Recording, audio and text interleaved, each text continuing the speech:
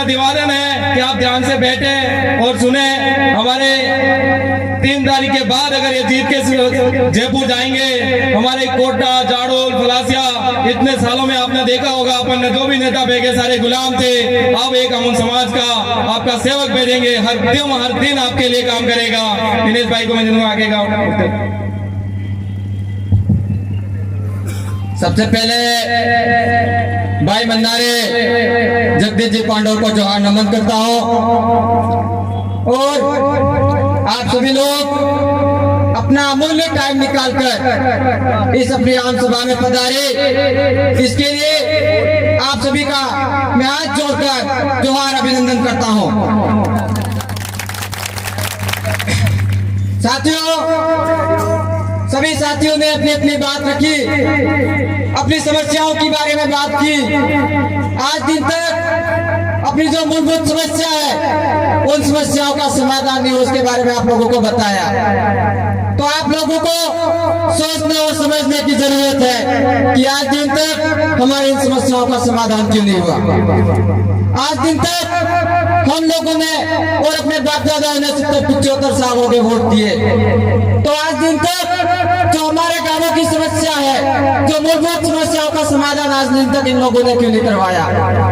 तो उसके लिए कहीं न कहीं हम लोगों की भी गलती है, क्योंकि हम लोगों ने वोट दे दिया, पर वोट देने के बाद इस वोट में कितनी ताकत है, उस वोट का क्या महत्व है, उस चीज को आप लोगों ने कभी नहीं समझा।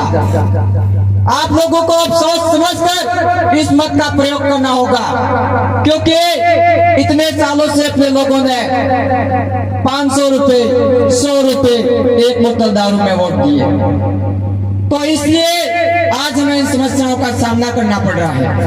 अगर आप लोगों ने अगर ऐसे 100 रुपए, 500 रुपए और 1000 रुपए में वोट का सौदा नहीं किया होता, तो आज हमें इन समस्याओं का सामना नहीं करना पड़ता। क्योंकि आप लोग पूछते हो कि हमारे बाबूलाल जी ने काम नहीं किया, हीरालाल जी ने काम नहीं किया, क्यों काम करेंगे वो भी आपका। भाई जिस आदमी को सेलेक्ट कोई दूसरा आदमी कर रहा है, जिस आदमी को टिकट ही कोई और दे रहे, वो आदमी आपका काम कैसे कर सकता है, आप लोगों को जवाब दो। भाई उन आदमी को दिल्ली और जोधपुर में बैठे बैठे लोग टिकट फाइनल करते हैं, आप सब लोग जानते हो। भाई वोट देने वाले लोग आप हो, विधानसभा के सदस्य यहाँ के लोग आप हो, तो इसका पावर आपके हाथ में होना चाहिए कि नहीं, बताओ आप लोग। भाई अपने विधानसभा की गांवों की समस्याओं के बारे में कौन जानता है, आप लोग बताओ। अपने यहाँ का स्थानीय होगा वो जानेगा भी जानेगा। तो आज दिन तक इन लोगों ने सेलेक्ट करने का पावर अपने हाथ में रखा इन लोगों ने, क्योंकि आप सभी लोग जानते हो हीरालाल जी को कौन चलाता है, राम जी गायरी। अगर जीत गए तो उनकी गोद में जाके बैठ जाते हैं। उसके बाद बाबूलाल जी की बात करते हैं अपन लोग, तो वो जीत गए तो भगत सिंह परमार की गोद में जाके बैठ जाते हैं। करोड़ों रुपए के लोग दूध के खा के आदिवासी के। तो इस बार हमारे आदिवासी परिवार ने देखा कि हमारे आदिवासियों के साथ शोषण अत्याचार बहुत ज्यादा हो रहा है, तो इसको किस तरीके से रोका जाए, इसलिए हमारे आदिवासी परिवार ने भारत आदिवासी पार्टी का निर्माण किया। ये भारत आदिवासी पार्टी अपने हक अधिकार की लड़ाई लड़ेगी, क्योंकि आप सभी लोग जानते हो कांग्रेस बीजेपी को कौन चलाता है। ये पहली ऐसी पार्टी है जिसको अपने आदिवासी भाइयों ने बनाई है।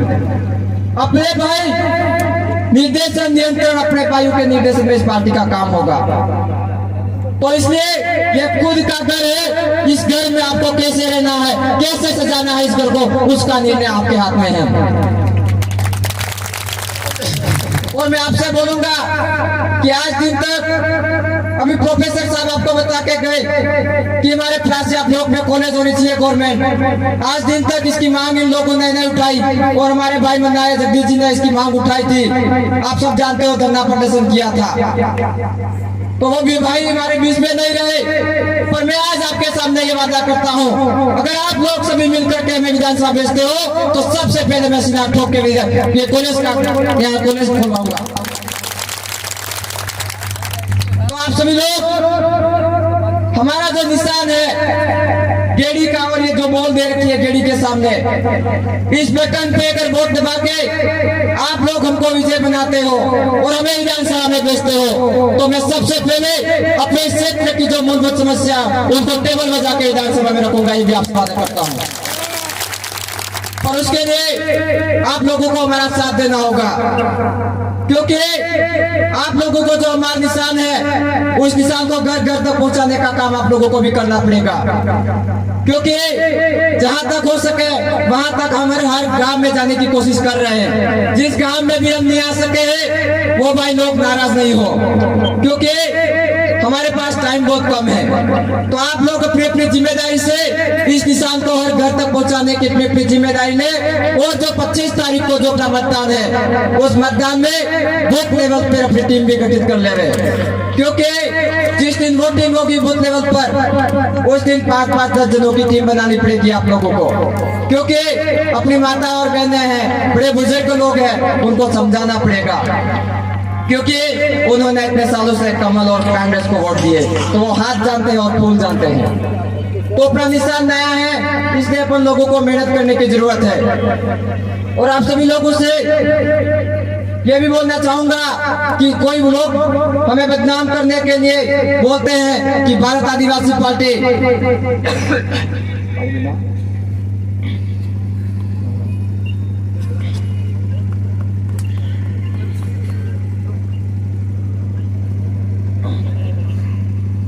लोग बोलते हैं कि भारत आदिवासी पार्टी समाज को तोड़ने का काम कर रही है, और ये कांग्रेस बीजेपी वाले भी इस तरह से वीडियो वायरल कर रहे हैं कि हमें प्रचार नहीं करना दिया जा रहा और उनको भगा रहे। तो भाई हमको उनको बोलना चाहते हैं कि आप लोगों ने इतने सालों से जो कारनामे किए, जो विकास नहीं किया, तो क्या हमारे आदिवासी भाइयों को सवाल करने का जवाब नहीं? वो सवाल कर सकते नहीं कर सकते, आप लोग बताओ, हम जवाब मांगेंगे उनसे।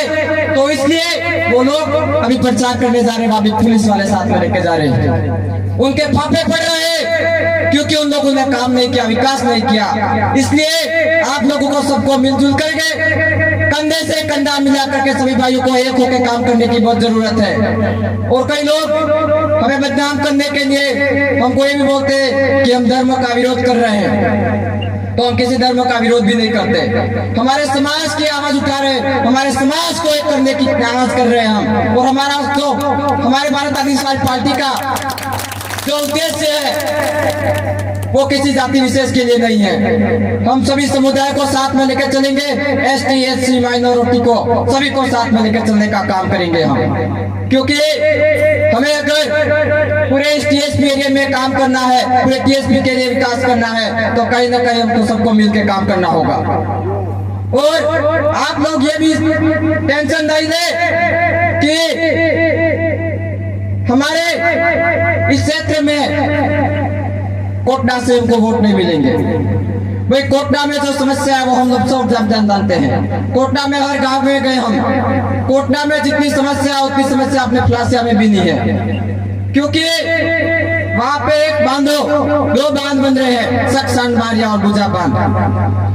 वहां पे 2 ग्राम पंचायत उठ रही है, वहां से 2 ग्राम पंचायत और 23 गांव है। अगर 9 ग्राम पंचायत उठती है तो कितने घर उठेंगे वहां से, आप लोगों को बताओ, कितने घर विस्थापित होंगे? भाई अगर आपको बांध ही बनाने हैं तो आप लोगों को यहाँ का पानी हमारे लोगों को देना चाहिए। तो ऐसा नहीं करके जो बांध बना के पानी भी वो ले जा रहे मारवाड़ में, जोधपुर पानी में, तो हमको लोगों को विस्थापित करके दूसरों को पानी देना कहाँ का विकास है? आप लोग बताओ हमको। इसलिए हमारे आदिवासियों के साथ शोषण अत्याचार होता है, ये लोग नहीं आवाज उठाते हैं। कोई भी किसी भी प्रकार की कोई घटना होती है तो भी ये लोग हमारे समाज के साथ खड़े नहीं रहते हैं, क्योंकि आज हमारे समाज के साथ बहुत बड़ी बड़ी घटना हुई, उस घटनाओं में भी हमारे साथ में कभी ये लोग नहीं खड़े रहे। तो इसलिए आप सभी को मिलकर के इनको सबक सिखाने का और इनको उखाड़ फेंकने का ये मौका दिया है, तो आपको सबको एक होना पड़ेगा। क्योंकि हम तो कांग्रेस और बीजेपी को कमल कांग्रेस बोलते हैं, क्योंकि आप सब जानते हो हमारे फ्लासिया में पंचायती राज चुनाव में इन दोनों ने गठबंधन किया था। 2 राष्ट्रीय लेवल की पार्टियां हैं, उन दोनों पार्टियों ने कांग्रेस का बना प्रधान और बीजेपी का बना प्रधान। इतने सालों से वो एक दूसरे का विरोध करते थे और जब हमारे 5 सीटें आई तो हमसे डर करके उन्होंने गठबंधन किया, क्योंकि उनको पता था कि ये लड़के कहीं आगे आ गए तो हमारे जो राजनीतिक रोटियां सेक रहे हमारी राजनीति को खत्म कर देंगे लड़के। उनको डर था, इसलिए उन लोगों ने एक गठबंधन किया। तो आप सभी लोग सोच समझकर अपने आदिवासियों की जो भारत आदिवासी पार्टी बनाई है इसके साथ कंधे से कंधा मिलाकर के काम करें। और आप सभी लोगों से वादा करता हूं मैं, आज की तारीख में अपन चुनाव जीत रहे हैं, अपन को कोई नहीं रोक सकता है, पर किसी भी कारण से अगर चुनाव का परिणाम कुछ भी रहता है और आप लोग हमारे साथ कंधे से कंधा मिलाकर के रहते हो तो किसी भाई के साथ आदि किसी भी प्रकार की कोई घटना होती है, कोई समस्या आती है, आदि आपको फोन करना, मैं आपके बीच में खड़ा रहूंगा, वादा करता हूं आपसे। तो इसलिए हमारे बहुत सारे वक्ता भी है, तो आप सभी लोग मिलजुल करके हमारा साथ दे और निश्चित तौर पर हम विधानसभा में जाएंगे तो हमारी जो समस्याओं का समाधान करवाएंगे। इन्हीं बातों के साथ मैं अपनी बात को ये रखता हूँ। जय जवाहर, जय आदिवासी, जय पटेल।